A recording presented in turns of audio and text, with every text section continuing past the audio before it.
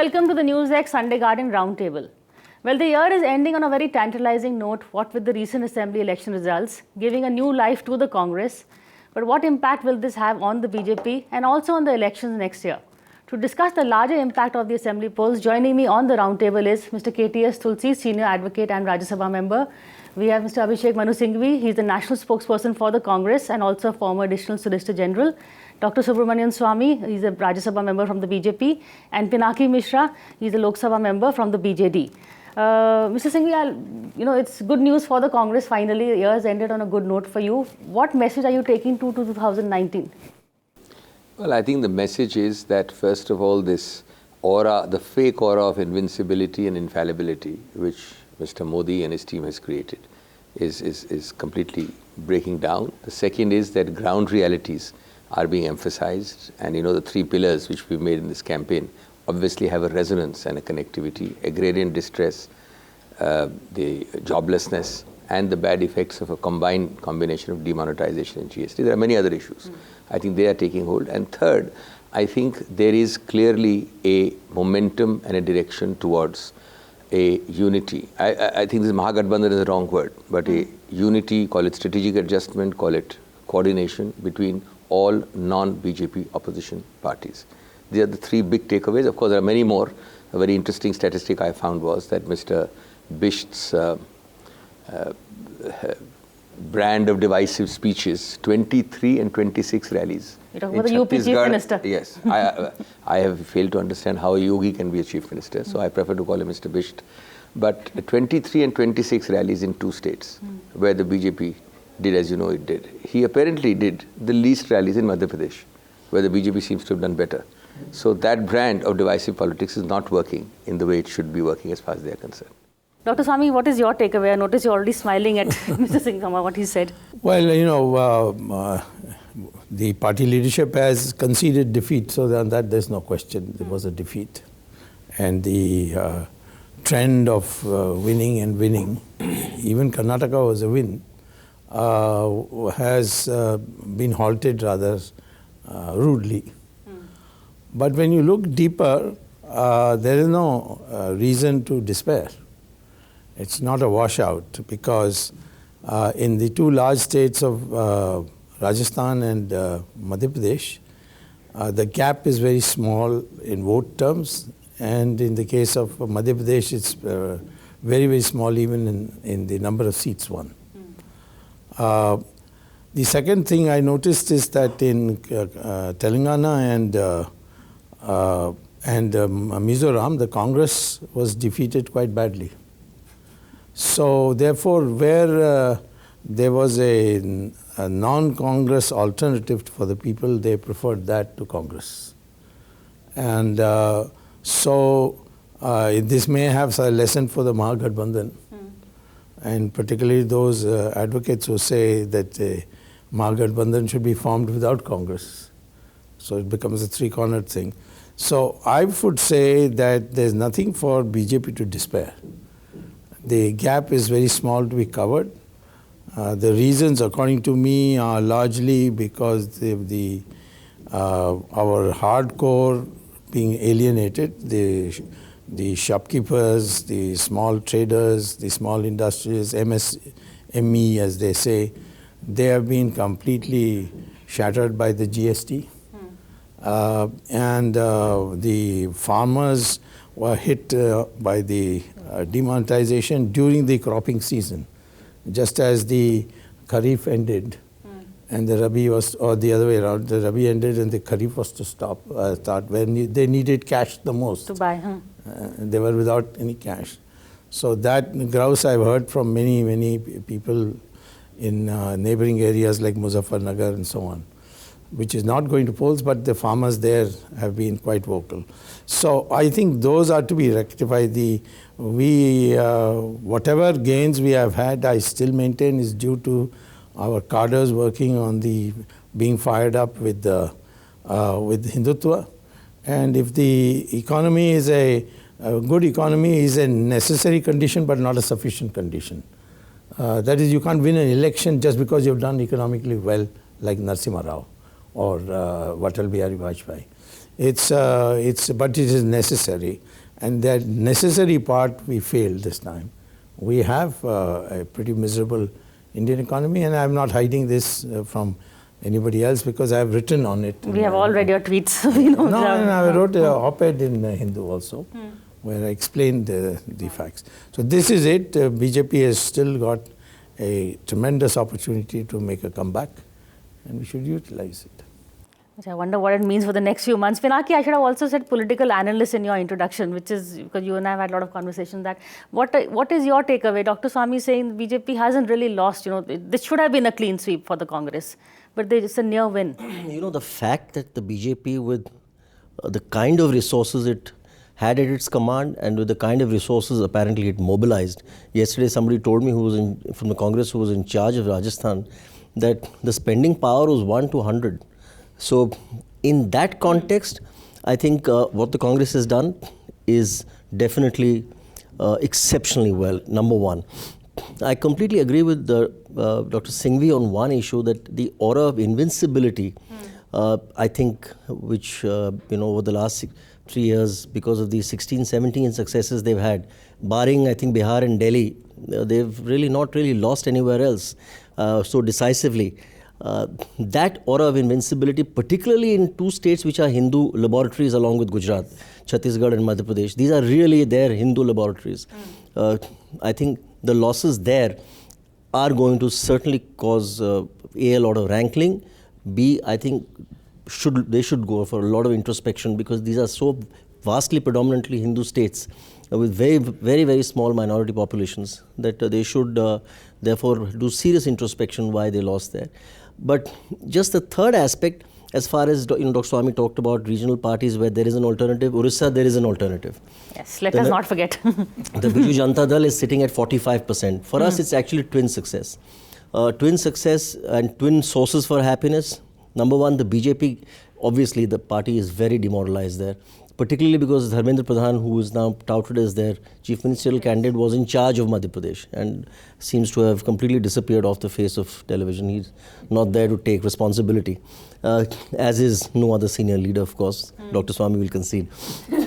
And number two, that the Congress has picked up, because as soon as the Congress picks up in Orissa, it becomes a pure triangular fight. If the Congress and the BJP both are at 25%, they are 50% and we are at 50%. So in a triangular fight, we are very happy. We are happy that because the Congress has a illustrious legacy in Orissa. So it deserves to pick up. It's got massive, I lost in 2004 as a Congress candidate, I always say, and I polled 4,02,000, 46% vote. Where in the country do you poll 46% vote and lose a Lok Sabha election? I managed to do that in Orissa because the opposition got 52%. So that's how strong the Congress leadership is and the Congress rank and file is. So I think if the Congress picks up in Orissa, I think it's very good news. It's good for democracy. It will keep us on our toes as well. So I think 2019 will be an interesting election year. And are you suggesting they pick up your former colleague? Would that help them? Look, I honestly believe his talents have been completely wasted. I think he is by far one of the brightest minds in this country. If you don't keep him inside your tent and you keep him outside the tent, then you're in danger. Inside and outside, that's the problem. Yeah. So his talent should have been utilized. There's no question. He's been completely, unfairly ignored, I think. And I mean, just this token Rajya Sabha, that presence of his is not enough. Particularly where the bench strength is so poor. I'm sorry to say this, but the bench strength of this cabinet is so poor that really, it's unfair to keep somebody mentally and physically as fit as Dr. Swamy out of the reckoning. Well said.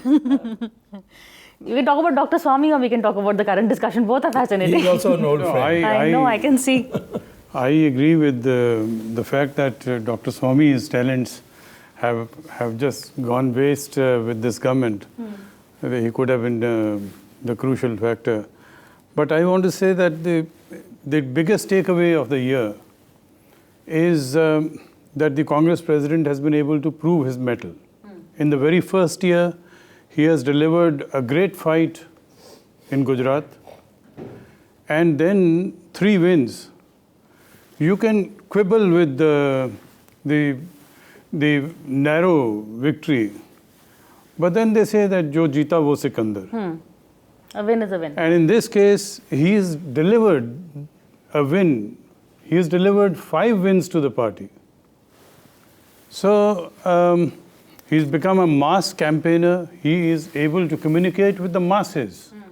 And he's able to drive home the points, the way the lynching was brought home, the way the Loya issue, and then demonetization, Rafale. Rafale, everybody now understands what Rafale is all about, who has put money in whose pocket.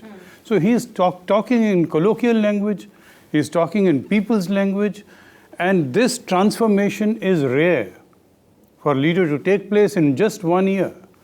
And this is delivered. I think that's the biggest stake. Assembly elections, he's saying did Rafale work? What worked? Let me just first speak on what Dr. Swamy said. He is right that the margins are narrow in 2 states. But we must not forget, there is a complete rejection of the BJP. What is the meaning of this narrow margin? 181 seats the BJP has lost in 3 states, 3 alone. That is 181 MLAs decimated. I know it's not an exact comparison, but if you extrapolate from the Lok Sabha polls, there is a 17% decline in one state, vote share, 12% in another, and 11 in a third. Now, the history suggests that broadly, except for one exception in 2003, a assembly result before the Lok Sabha result does have an extrapolation factor. So it is, the BJP has been routed, they had a lot of margin and absorbance, so therefore here it's narrow. In this also they've suffered 99%, 88% losses of assembly vote share. So it's not so simple. Secondly, apropos what he said about Rahul Gandhi, apart from all that he said, if you see the tweets of Rahul Gandhi, I must say one thing, he has been extremely candid. He has punctured a lot of holy cows. He has taken names. When he has attacked, he has not hesitated. There was a certain hesitation in our party earlier to speak from the hip, to speak candidly. I'm not giving you examples, but he has made statements directly on Rafale which have a resonance. He has named people. He has named statements on Nirav Modi. He has named people. And he's named them on their face. On their face, and he's been very candid. I think that is a refreshing change. And I think thirdly, there is much more in opposition unity than people think. These few spoiling games, when 2009 comes closer, you may not like me so much, but one thing is certain, you're not going to go with the BJP. And there is a convergence. There may be 1 or 2 exceptions, but there is a convergence, a very strong convergence. So should Rahul Gandhi announce that he is not the PM face? The BJP always hoping that Rahul versus Modi fight helps them. That's another fallacy, Priya. Officially, it has been said 3 times, once by me from the podium, I'm repeating it before you. There is no such thing as XYZ for the PM. I think let's just puncture this once and for all. This is a deliberate red herring and a ploy by the BJP. It is very simple. If he gets 10 seats and I get 9 and he gets 8, he gets the first claim to be PM. If I get more than you, if he gets more than you, it's very simple. It will depend on the arithmetic, and we are very frank about it. Rahul Gandhi himself has said, it will depend on the post-electoral arithmetic. So you deliberately set up a straw man and try and confuse people by shooting it down. Tomorrow, if a regional party, and I'm not saying it will, gets 2 times the seat of anybody else, will you deny you the PMship to that party? You cannot. So I think it's very easy and fair. This is just Mr. Modi's terror of a BJP, anti-BJP grouping getting together, that he uses 2 techniques. One, he says it's a motley crowd. Arey bhai, what is a motley crowd? 1/3 of India, or almost under half of India, is 3-way or 4-way contests. Second is कि इनका PM candidate कौन होगा? ये issue ही नहीं है. क्या issue है, क्या नहीं है? We'll just get Dr. Swamy and Dr. Singhs, I think he's right about one thing. The media has deliberately twisted this out of context. What Rahul Gandhi actually said was, I will not shy away from becoming PM. And he said thereafter, called upon to.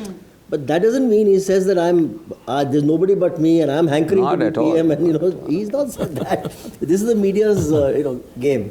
Or the BJP's game, who just wanted to be a Rahul versus Modi contest even after the assembly election results. So that's something I'm going to talk to Dr. Swamy about, but after a short break.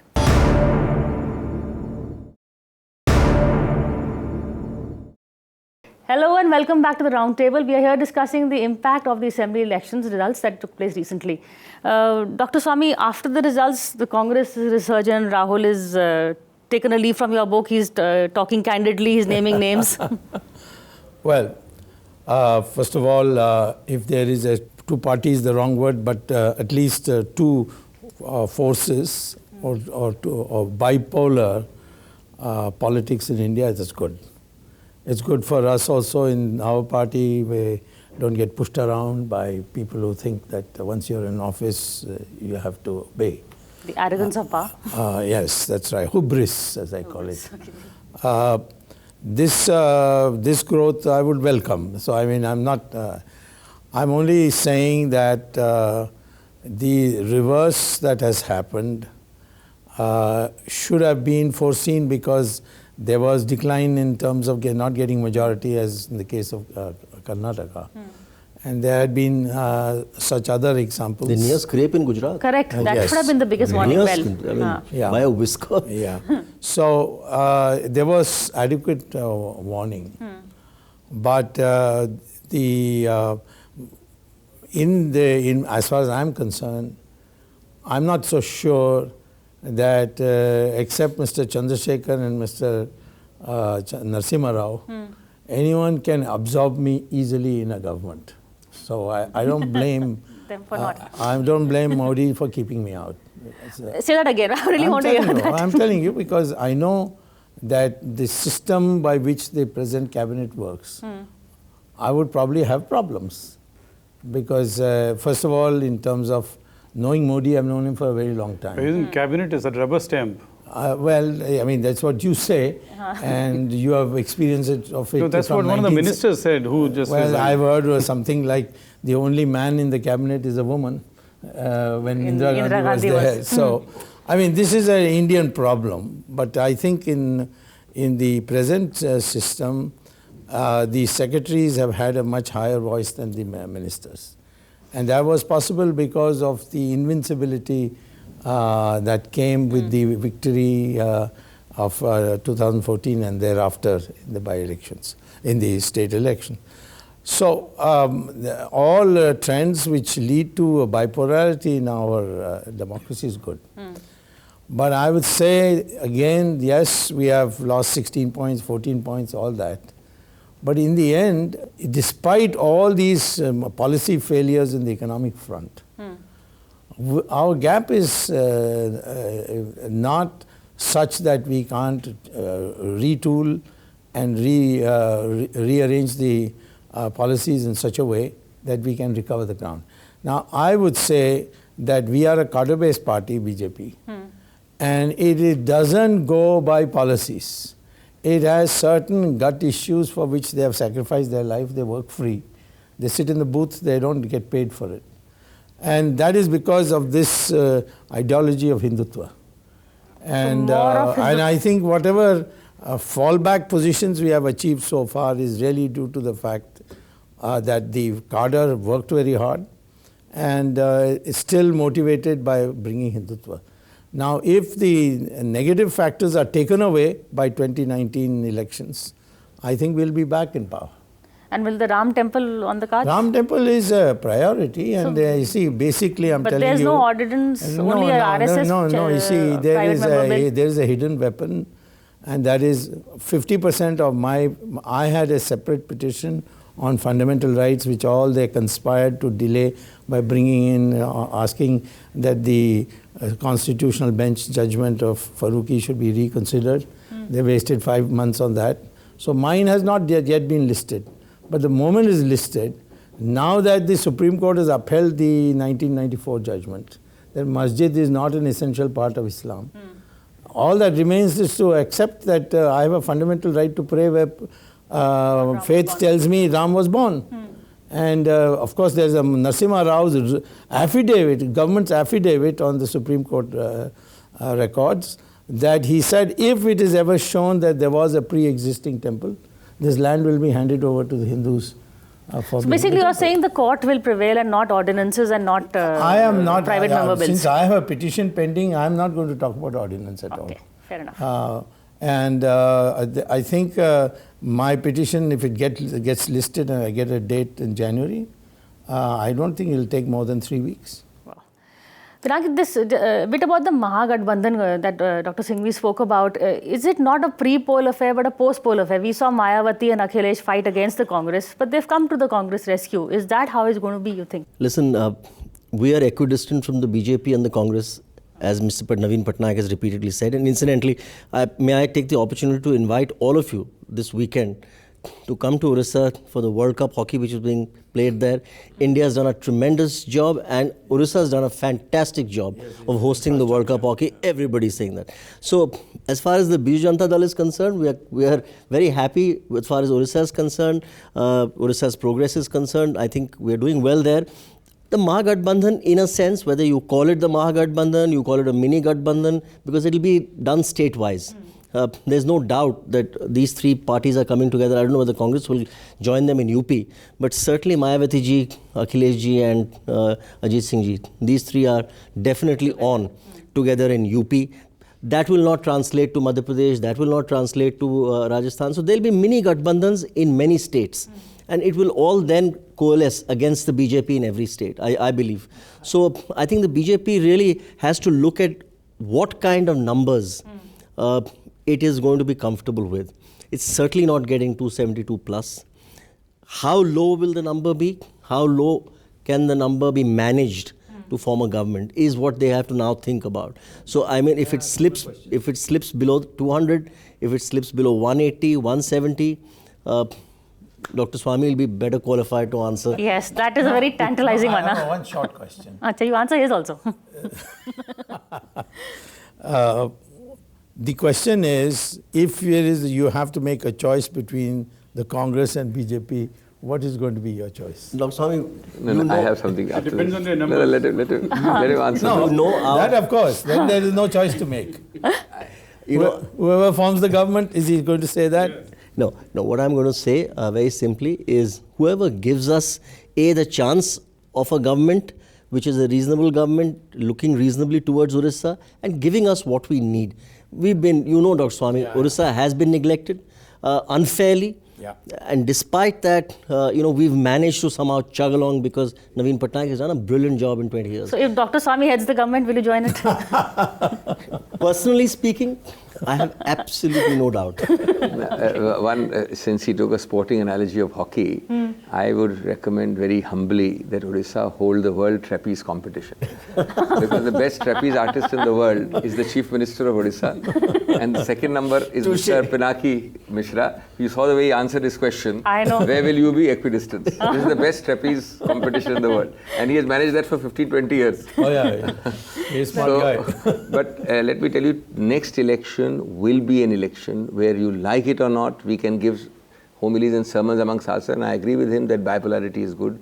It will be an election of third and fourth parties also. Very, very important. You can't, it's actually being an ostrich in the sand to ignore it. Large swathes of India are that. Now, ultimately, you ask yourself a simple question. We would like, and I think many will go for a pre-election, adjustment is the correct word. What you call mini Gathbandhan in some states. But you ask yourself a question, whether pre or poll, how many of these numbers do you see going with the BJP? Ask an honest question. The answer is obvious. 9/10 or 8/10 will not go with the BJP. So therefore, it is logic tells you, and many states tells you that the vote division is what benefits the BJP. So I think that is something to which the BJP has no answer, which is why the terror of Mr. Modi against this, which is why all this lampooning of third parties, fourth fronts and fifth fronts and all that, and Rahul Gandhi being the Prime Minister and all this stuff. Okay. On that note, Mr. Tusi, I'm sorry I'm taking away the last word from you, but we're totally out of time. I'll take what Dr. Singhvi said. This election will be one where all parties will be involved. It won't be just a one man per election, one personality, but everybody will get a say in that, and that's a good thing for democracy. That's it for us this week. Thank you for watching this show. We'll see you again same time next week.